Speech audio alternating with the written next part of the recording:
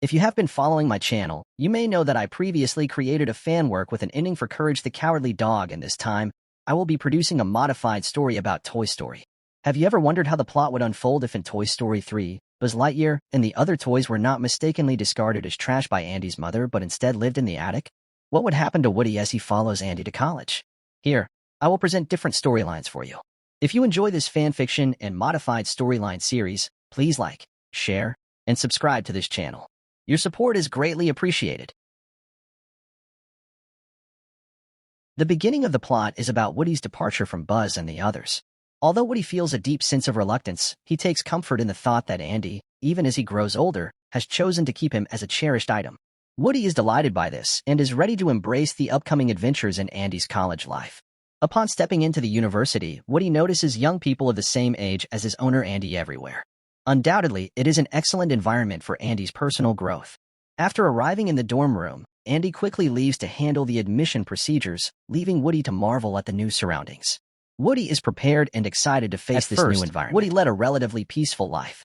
However, as time passed, perhaps due to the busyness of college life, Woody began to sense that his owner, Andy, no longer regarded him as the important item he once was.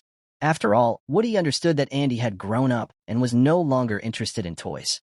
Woody even tried to find other toys like himself in the college, but day after day, his search proved futile. Eventually, he chose to accept it all.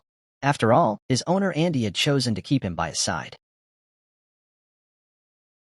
However, on a certain night, the bizarre finally happened. Woody was abruptly awakened from his sleep by an unfamiliar sound. Glancing towards the desk, he suddenly noticed several strangely shaped objects. They claimed to be, in a sense, toys similar to Woody. Curious, Woody approached these toys and inquired about their origin. He asked why he couldn't find any of them, no matter how much he searched the room before. It was then explained that they had been placed all along on the hidden ceiling. At this moment, a small square box spoke with seriousness to Woody, the newcomer. You'd better leave this place quickly. Since you set foot here, your owner is no longer the innocent and naive young man you once knew. He is gradually transformed into a terrifying beast. Upon hearing his owner being cursed by the others, Woody immediately countered angrily, explaining that there was absolutely no way Andy could turn into some kind of monster. He dismissed their claims, telling them to stop playing godly tricks. Just as the two sides were in the midst of their argument, suddenly, from an apartment not far outside the window, there emanated a burst of booming music, accompanied by eerie purple lights flickering within. At this moment, the small square box remarked, "Well, it's time again. The demons are dancing." Woody started to worry, especially considering it was the dead of night, and his owner hadn't gone to bed yet. Finally, the small square box said, "Newcomer, come with me. I'll show you what becomes of innocent children when they come here." Following that, everyone sneaked into a concealed spot of the apartment, planning to enter through a ventilation opening. Upon entering, they discovered that everyone inside the house was from the same college. It turned out to be a wild freshman party organized by a certain club. However, the ecstatic behavior fueled by alcohol seemed to these toys more like a group of cultists possessed by evil spirits. Woody was completely stunned by the scene before him. Subsequently, a cylindrical toy informed them that there was activity in another room. At this moment, the small square box said, "Newcomer, get ready to witness something you've never seen before. You're about to see a complete overturning of your previous understanding of humans. To be more precise, you will witness the truest form of humans." Then, they arrived at another ventilation opening. In front of them, male and female humans were engaging in intimate physical contact. However, Woody, unable to accept what he was witnessing, hastily tried to leave the place. In the midst of the chaos, he accidentally pushed the small square box out of the ventilation opening. Without looking back, Woody just wanted to escape from there and return to his owner's dorm room. Back in the owner's dorm room, Woody, still shaken from the fright, was far from settling down, and the nightmare was far from over.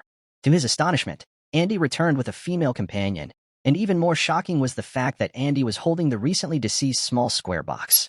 What was even more horrifying was that Andy proceeded to peel back the outer layer of the small square box, revealing a liquid-soaked invisible object inside. Then, he applied that object to a protruding area and proceeded to roughly handle the female companion, pulling her hair and aggressively thrusting from behind, causing her to scream in pain. Woody witnessed the entire horrifying process. From that moment on, he fully believed every word the small square box had said earlier. The person in front of him was no longer the innocent and naive child. He had been transformed into a ruthless monster by the influence of this horrifying place. Woody made up his mind to part ways with this monster and promptly left the room. The scene then shifts to Buzz and the others, who have been placed in the attic by their owner, Andy. The toys embark on a new chapter of their lives in this secluded space, creating a small town for themselves and living carefree lives. However, one day, they notice a figure standing by the window. It's Woody. Buzz quickly congratulates him. "Hey, buddy, you're finally back. How about our owner? Did he come back with you? Let's go and welcome him." Woody passes by everyone without a word, then turns and says, "Listen up, everyone. Our owner, Andy, is no more. He has turned into someone we don't recognize." He proceeds to narrate everything he witnessed that night, leaving everyone shocked and horrified. Unaware of the terrifying nature of human males, the toys unite with a common goal: to protect Andy's sister, Molly, in secret. They decide to use extreme measures to eliminate any male humans who approach Molly. Subsequently, rumors of boys mysteriously disappearing begin to circulate. The storyline concludes at this point. Perhaps from our human perspective, these actions might be perceived as common physiological responses. However, in the eyes of toys with limited understanding, such behaviors are considered dreadful and evil, not without reason. But what if Woody were to make an effort to better understand humans? Could this resolve the conflict with their owner, Andy?